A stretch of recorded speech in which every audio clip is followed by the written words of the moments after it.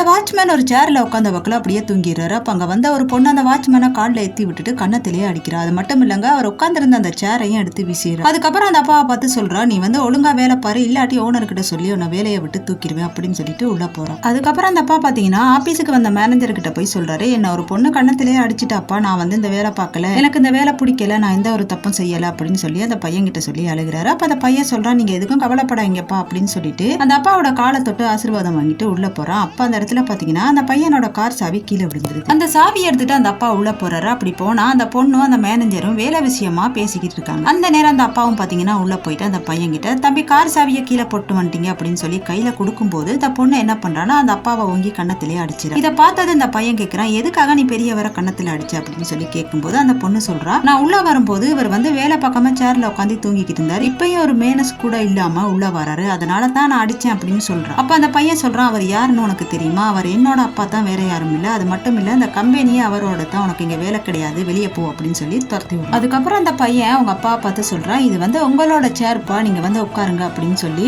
அவங்க அப்பாவை அந்த சேர்ல உட்கார வச்சு அப்படியே கட்டி பிடிச்சிக்கிறார். உங்களுக்கு அப்பாவை பிடிச்சிருந்தா லைக் பண்ணுங்க.